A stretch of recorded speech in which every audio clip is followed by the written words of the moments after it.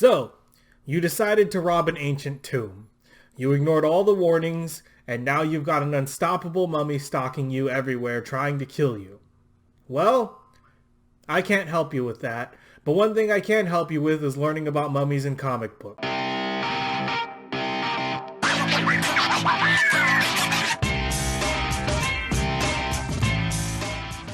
Dude, I love mummies.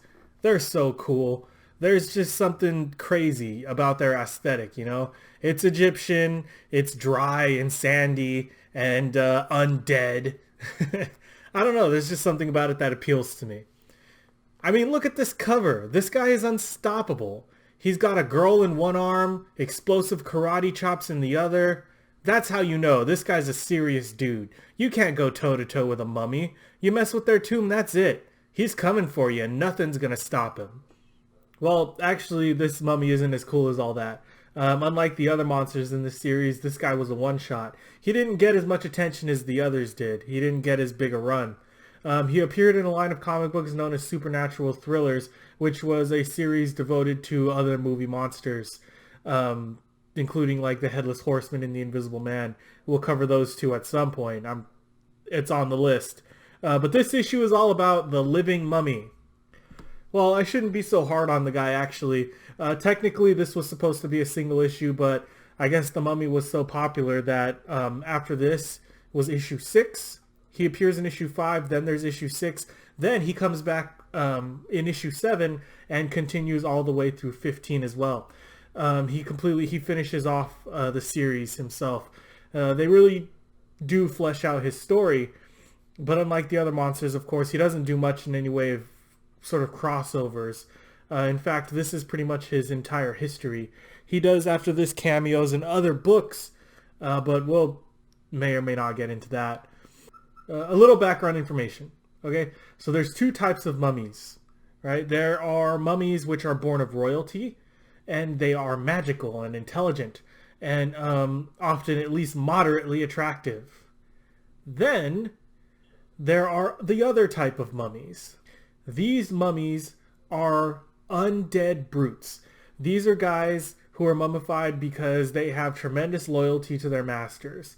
They're basically cursed to live out their afterlife in service, and when awakened, they don't talk, they don't eat, they only have one goal, and they will do anything to complete it, and 9 times out of 10, it usually involves murder. The mummy we're talking about today is from category B. He is a slave who was unjustly killed and mummified, but we'll get into that right now. All you really need to know is that a mummy is a sort of undead creature. It is completely immune to pain and cannot be stopped by any means. It's essentially a Terminator. You know, he doesn't feel any emotions. He can't be bargained with or reasoned with. It murders without remorse, feeling no pity for its victims. Its greatest strength is that he has only one goal in life, and its entire existence revolves around accomplishing that goal. Likewise, all of those strengths also happen to be the mummy's greatest weaknesses. They only think one-dimensionally. They're basically soldier zombies. In fact, they don't really think at all. This means that the mummy is easily tricked, easily trapped. He also has a weakness for fire, but for a more funny reason. The reason why they're vulnerable to fire is because they're wrapped in highly flammable cloths, and their body is filled with embalming fluids, which are, of course, flammable. The story begins with Avram and Davida sharing a moment alone in the desert of Egypt. That is, until suddenly, without warning, the mummy sneaks up behind them and scares the pants off the couple. I mean, look at this guy. He's ripped from head to toe. He's like a bodybuilder. In fact, during the story, they mentioned that this dude's over 8 feet tall. Avram uses his rifle to fire on the mummy, but it's no use. The mummy is invincible and immune to damage. It gives him one of those explosive karate chops and turns to Davida, but suddenly he uses interest, as if being called away by someone far away. Then we switch to 2 new characters named Ron and Janice. who go meet a Dr. Scarab, who is an archaeologist and an expert on Egyptian history. He explains to them that he made a breakthrough in his research. He breaks into a story about a pharaoh he discovered who owns a tribe of African slaves, which he used to build massive monuments to his own honor. That is until one day when the African slaves revolt against the pharaoh with the help of their biggest and strongest, a man named Enkantu, who leads the battle against the pharaoh's forces. This turns out to be a trick, however, because the pharaoh used some special liquid to paralyze Enkantu and strap him into some kind of torturous contraption. Then he has his loyal guards embalm Enkantu and turn him into a mummy. Then, while still paralyzed, Enkantu is buried and lost for 1,000 years.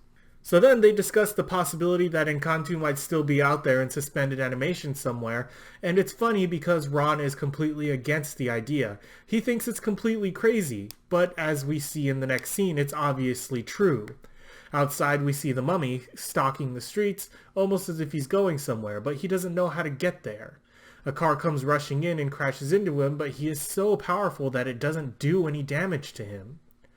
This causes an uproar as the mummy goes on a rampage. Reporters get it all televised, and the doctor spots the mummy on the TV. But again, nobody is willing to believe that this is obviously the same mummy that they're looking for.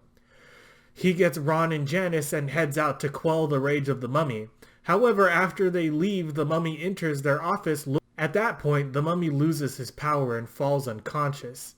The trio returns to find the mummy sleeping, and they don't know what to do with him. The doctor decides that the mummy is too dangerous to allow to live, but as we have seen before, firearms have no effect on him, so when Scarab fires, it only serves to upset the undead Titan.